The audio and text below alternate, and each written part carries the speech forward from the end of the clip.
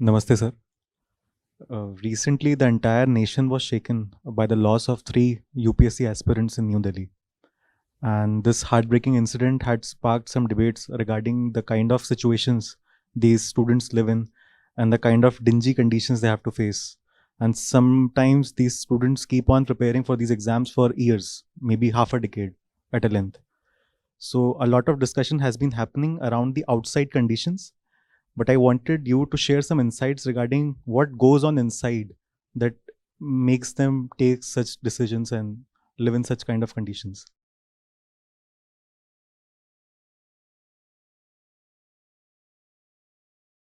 It's a cultural thing, you see. This is a phenomena pretty unique to India. In no other country of the world, big or small, developed or developing, do we see such a fascination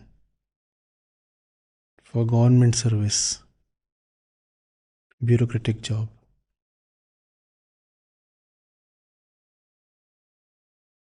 There are two things at play here. There is a push factor. The push comes from the culture. The culture says life is meant to be a secure affair. Life is meant to be a bargain where you maximize the output of pleasure, power, prestige with the minimum kind of input of effort. This kind of a scenario appears possible in a bureaucratic job. It might not actually be possible, but it is thought of as a possibility. The young candidate is first of all indoctrinated into thinking that life has to be spent according to certain rules. And the fundamental rule is maximize pleasure with the minimum input of effort possible. So that's the cultural thing he carries since his childhood. This cultural aspiration seems possible in the bureaucratic job. So that's the push thing. You're pushed from behind. Sometimes you might actually be literally pushed from the behind by your family to go and prepare for the civil services examination. And then there is the pull thing. The pull thing comes from the coaching industry.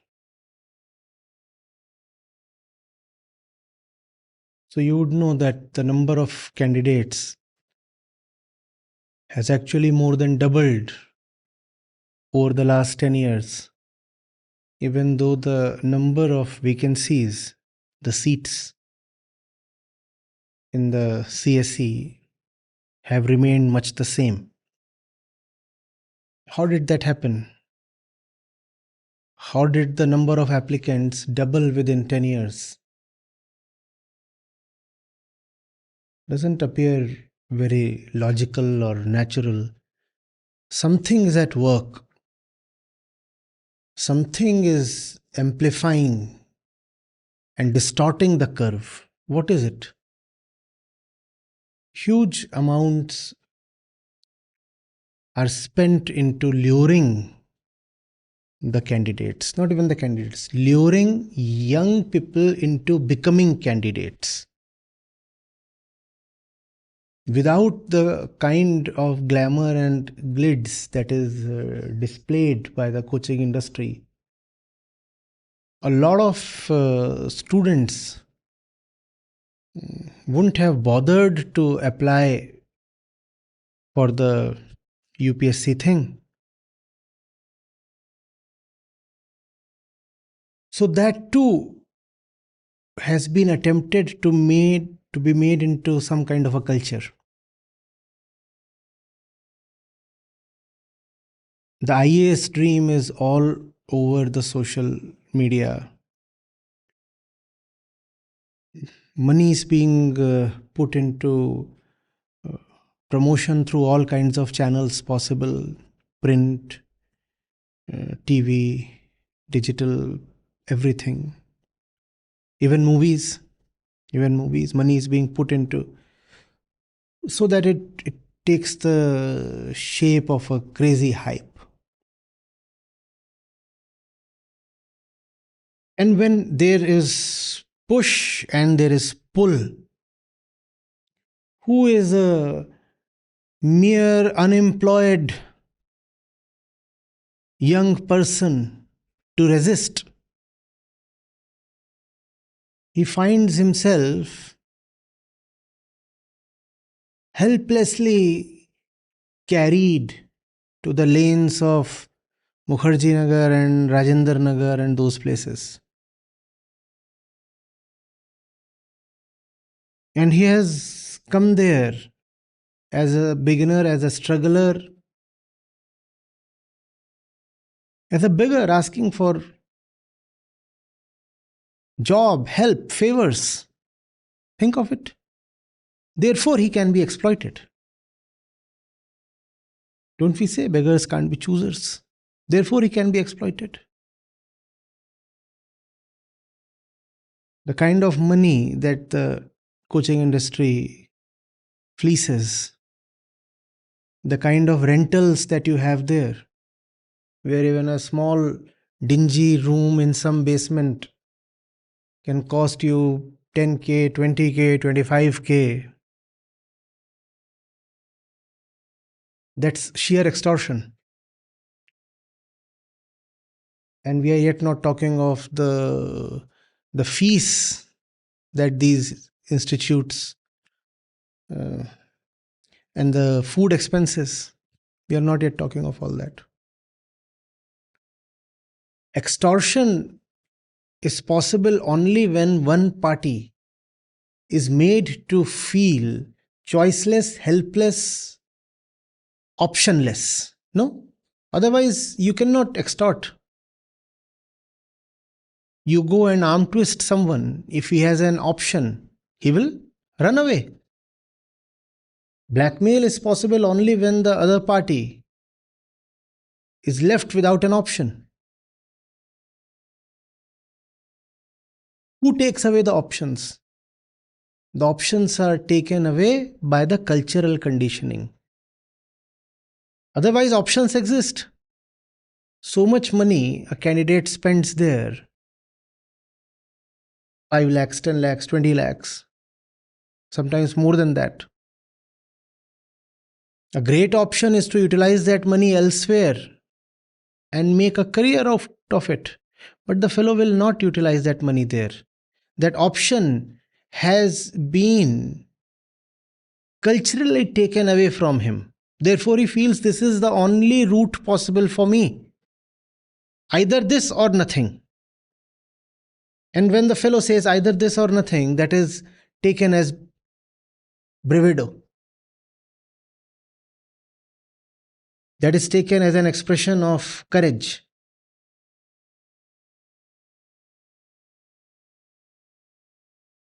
There are forces at work that want you to believe that you are in some kind of holy war if you are preparing for UPSC. They'll give you everything that you would normally find in religious imagery and discourse. Deities, songs, heroes, folklore, legend, and a hope of afterlife. If you cross over, there is the eternal heaven waiting for you.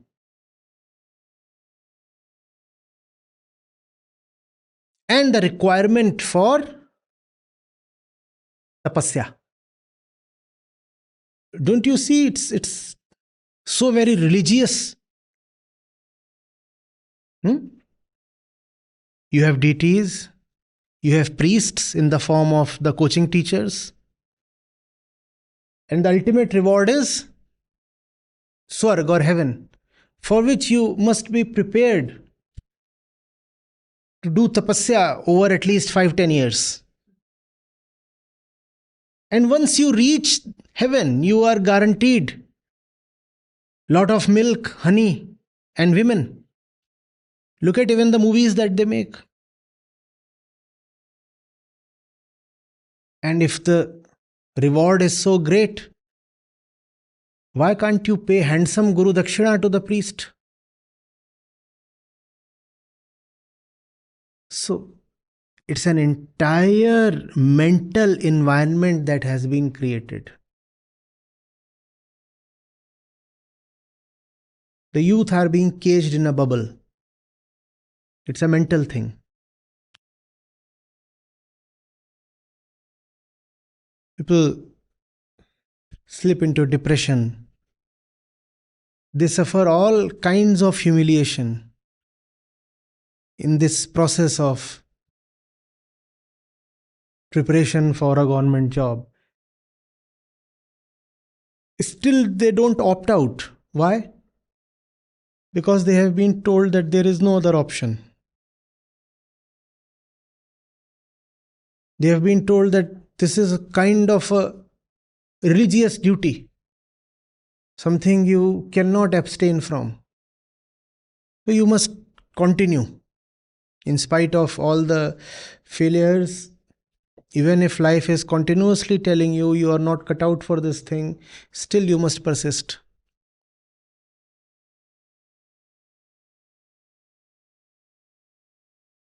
So the old norms, cultural values, combined with the blids of the crores spent into advertisements, all this is making the applicants accept subhuman conditions for continuous years. They say we are prepared to live in these dingy rooms.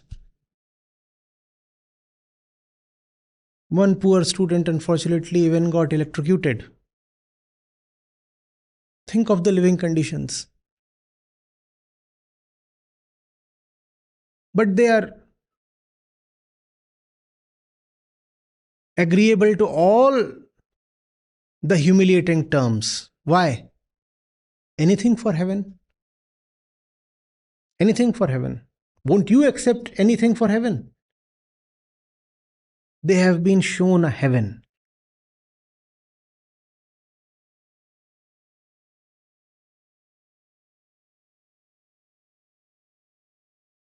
It's an illusion, obviously, but it's an illusion that they have been made to believe in. And for that illusion, they will suffer anything. That's what is happening. How can you have 10 lakh people applying for 1,000 or so seats? Come on. Having passed through that thing myself, I very well know that the real competition is actually only between 5,000 to 10,000 students.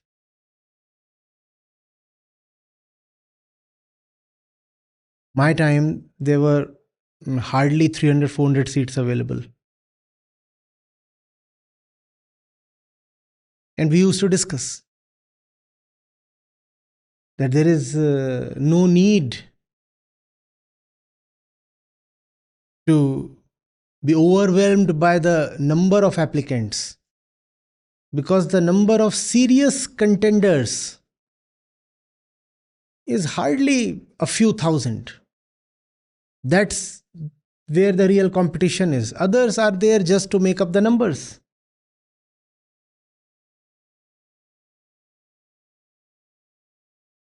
Why are these others wasting their life? Don't they have the inner honesty to see that they don't stand a chance? But they are being continuously fed a diet of hope. And when it comes to heaven as the prospective reward, even a little hope suffices, no? The reward is so big that even if there is a 0.00001% chance, you still want to hang on.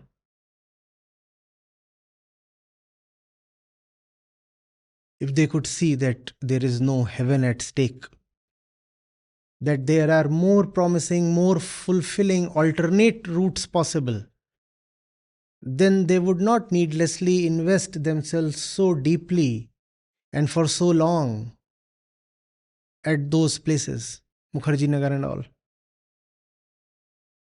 I always say, try for 2 years and then look somewhere else. 2 attempts are more than sufficient if you have honestly prepared.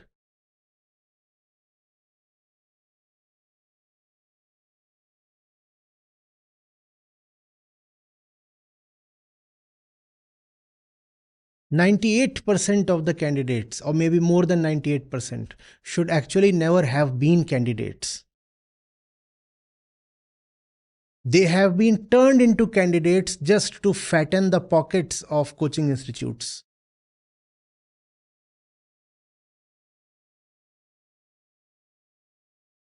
Before I decide to invest 5-10 years of my life into something, shouldn't I first of all ask myself, am I aptitudinally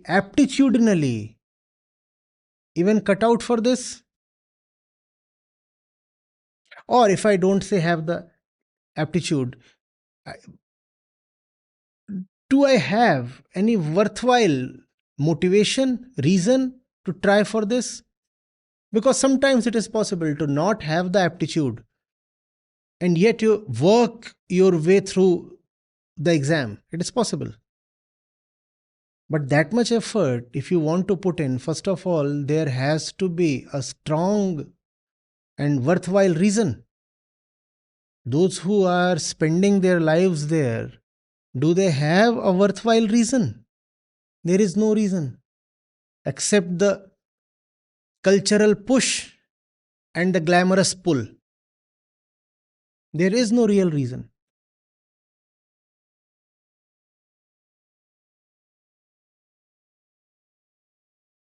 And if those places continue to be flooded, first of all with aspirants and later with water,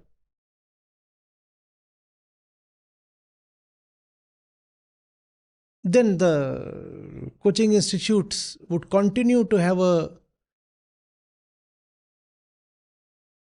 feast. In a transaction,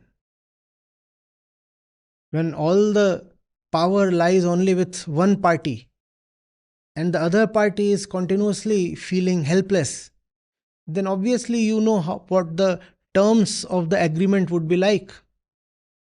They would be loaded against the second party, no?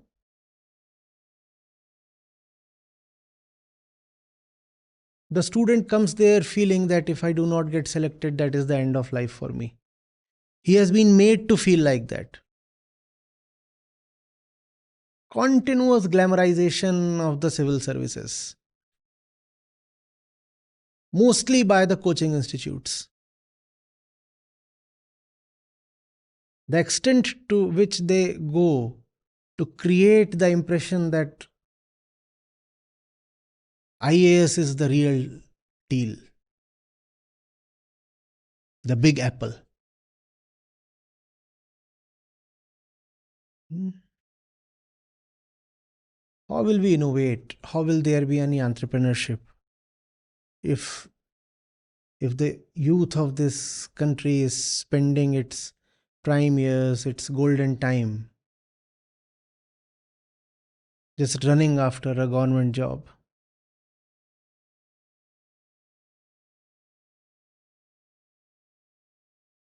And things will continue to be this way unless there is a cultural redressal. Don't you see there are states in the country, hmm, that do not opt so much for the civil services? It's a cultural thing.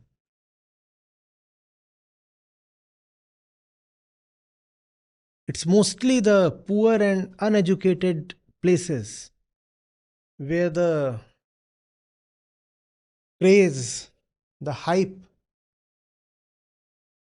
the whole idea of government job rules the roost.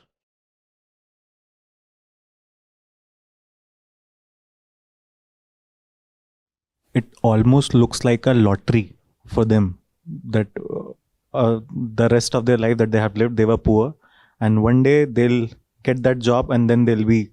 Yeah, but if I love my life and I'm a reasonable fellow, I'm not going to bet my life on a lottery. I'm not going to do that. Would I? Won't do that. Think of a scenario where you're supposed to bet on a roll of dice,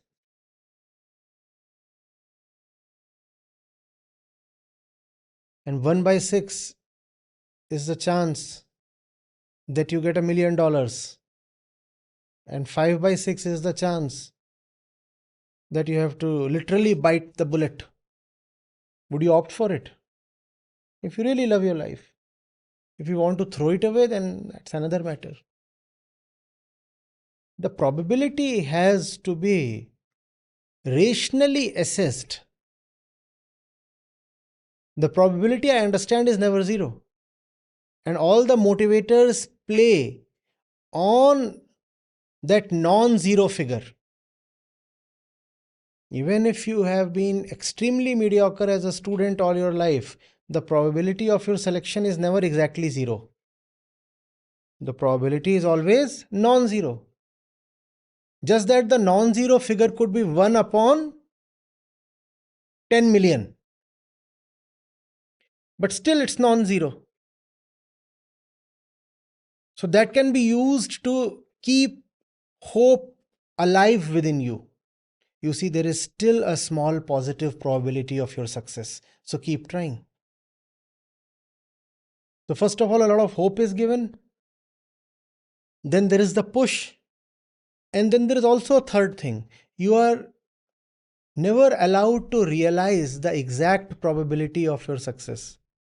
Nobody comes and tells you the exact number 1 upon 10 million. Nobody tells you that. You are made to believe that it's probably 1 upon 1000. And 1 upon 1000 is thousands of times better than 1 upon 10 million.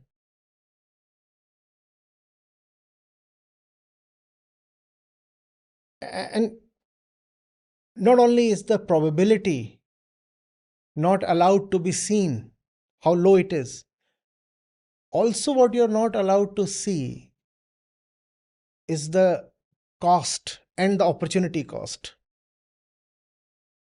You just don't see how much money you are really investing in the process, and you do not see what returns could have been availed from the same amount had you invested them in a worthier place.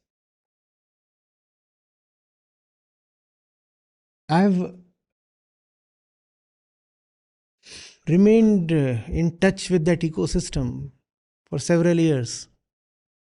So I know students come from very underprivileged areas, and sometimes their parents sell their little pieces of land just so that their son can avail coaching services in Delhi. Over the years, even the little ancestral hut is sold off so that the coaching fees can be paid. There is no problem selling off everything. The question is, for what? For what? Has there been a rational assessment?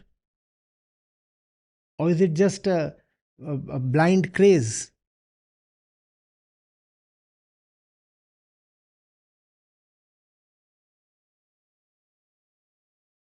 Hmm? The thing is very simple, you see. Wherever demand exceeds the supply, the supplier becomes very dominant and starts dictating the terms, does he not? So these are small areas, Mukherjee Nagar, etc. Small in comparison to the size of the city. And if too many candidates swarm that place, what will happen to the rentals? The owners will arbitrarily hike the rentals. And that's what is happening there. In small, crowded places, the coaching shops will run their business and nobody can come and complain or demand better conditions because it's a supplier's market. The demand has been artificially inflated, you see. When there is so much demand, who can ask the supplier to behave himself? Can you? So the supplier misbehaves. And the supplier smiles because the demand has been artificially created by the supplier himself. Much of this is a phenomenon of the last 10 years, since the advent of social media. Social media has meant that the entire IAS hype has gone over the roof.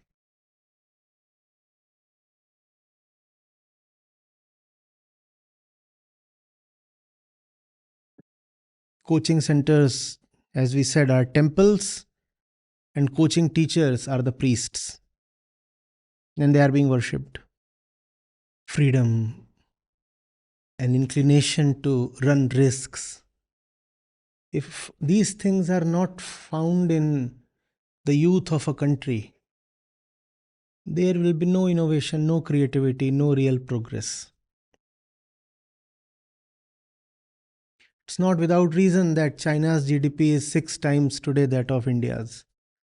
Not that I am taking the GDP as some holy metric, but for whatever it's worth, for whatever it measures, it's 6 times. There is a reason. Just till a few decades back, India's GDP was pretty much comparable to China's. Today they are 6 times ahead of us. How did that happen? Well, one of the indicators is they don't have such fascination for a bureaucratic job, and also nothing called a coaching industry exists in China. There is nothing called that a coaching industry. In fact, this kind of an industry does not exist anywhere except in India. Not even in Pakistan or Bangladesh. Small centers for career counseling and test preparation is one thing. And a full-fledged city like Kota is another thing. It's an entirely different dimension.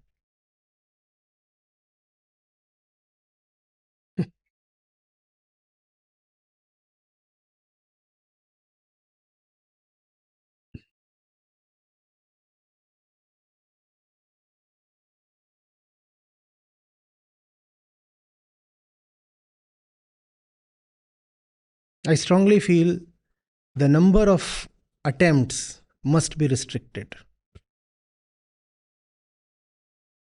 Also, the upper age limit must be set with discretion.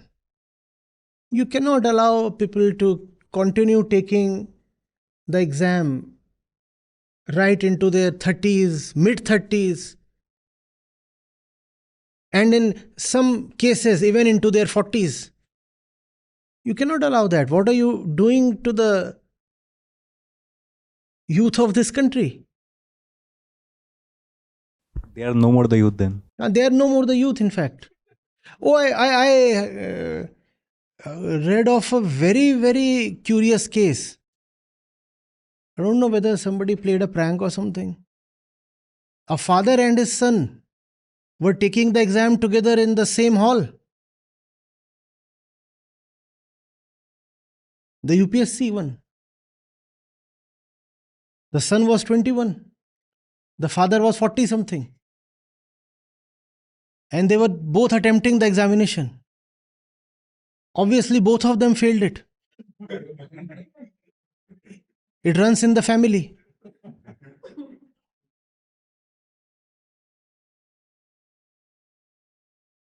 What kind of joke is this? But the government has a stake in letting this happen. Otherwise, the government would become accountable. Jobs will need to be provided. If not jobs, then at least an environment conducive to entrepreneurship will need to be created. So the government is very happy. The entire young section of the population, full of energy, is busy just squandering its years preparing for a particular examination, and they will not rise to assert themselves, to demand their rights. And by the time they are through with the process, they are spent, old, and without any spunk. So there is now no danger from them.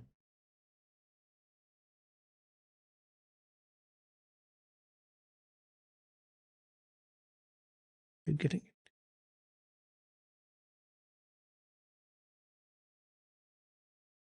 This is a tremendous national loss. I have said that often. Tremendous national loss.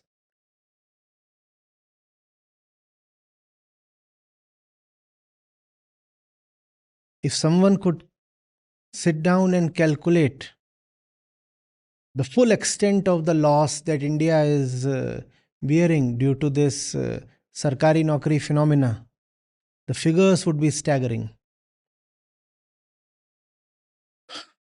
Anything more? This reminded me of a statistic that 45% of all the graduates in the country, which are below the age of 25, are not a part of the workforce. So probably they are preparing for the exams. In India, we are never unemployed. We are students. Even 35-year-old, that fellow is calling himself, oh, I am a student of UPSC. Sir, you are a 35-year-old unemployed person. Why are you deceiving yourself? Why to hide your own reality? Continuously they call themselves students. They are not students. The fact is they are applicants. They are competitors. You are a student. When you are enrolled in a college or a school or a university, here you have come to compete. It's an entrance examination. Why are you calling yourself a student? just so that the fact of their unemployment can remain hidden, just so that they can convince themselves that they are still into some productive pursuit. I am a student, I am studying. Don't say I am worthless, I am a student.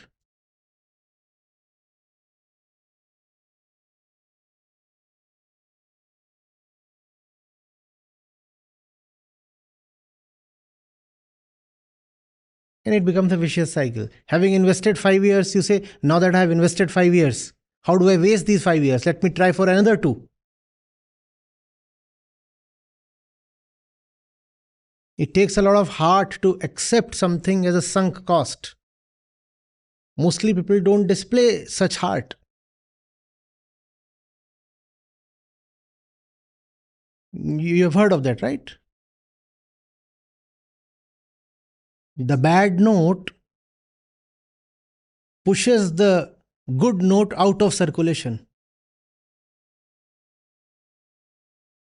Once you have done something that you should not have done, you develop stakes in continuing to do it.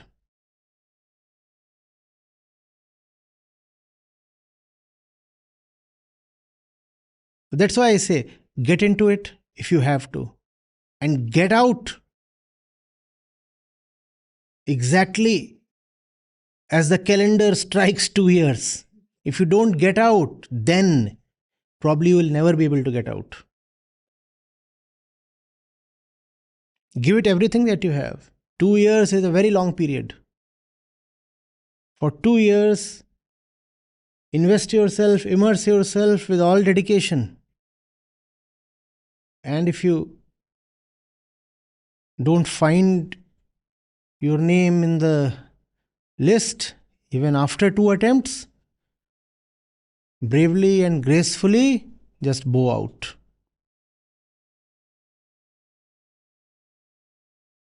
Otherwise, you will, after 2 years, it will become difficult. After 3 years, it will become even more difficult. After 5 years, after 10 years, you will say, even if all my attempts are exhausted, I'll continue to reside in this place.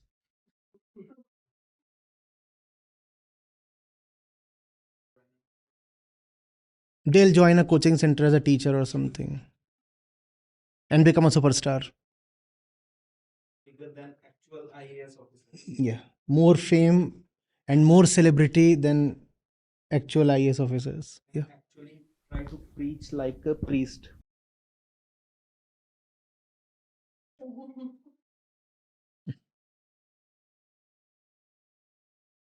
So you see, the script is ready. We already know in advance. If we already know in advance, we better exercise the safeguards. It's a decent job, especially the IAS option. No denying it's a decent job, but it's not so great that you stake your life for it. 2 years is what the whole pursuit deserves, and not anything more than that. Life is far too big to be wasted in just one direction, one pursuit. You must know what you want from life, and you will find out a way. There is no one particular single way. There are many ways to live a fulfilling life and do good in your career.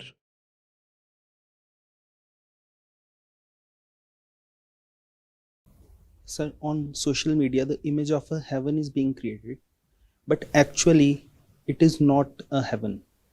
The amount of effort that is needed to be to qualify for the exam, to clear the exam, there are many other things they can easily achieve that are better Yes. in terms of their uh, financial achievements also. You're very right. See, that's the thing with conditioning. It makes you unreasonable.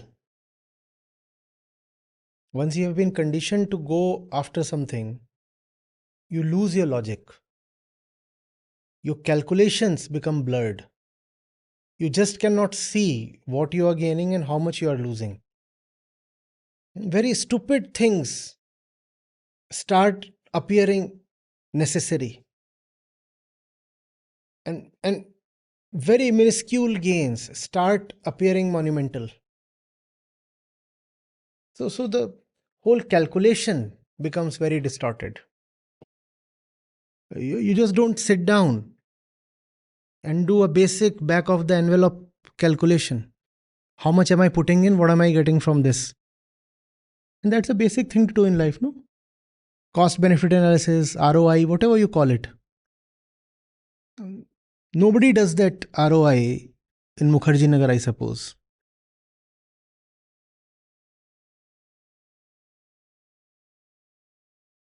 Always be very cautious of anything that makes you suspend your rationality. That's what happens in the sway of conditioning, or when you are in the influence of strong emotion. Have you seen how your reason goes for a toss? How you cannot think properly? How you cannot calculate where your benefits are? Have you seen that? Those spells of passion, when they capture you, when you are hypnotized, you lose the capacity to think clearly.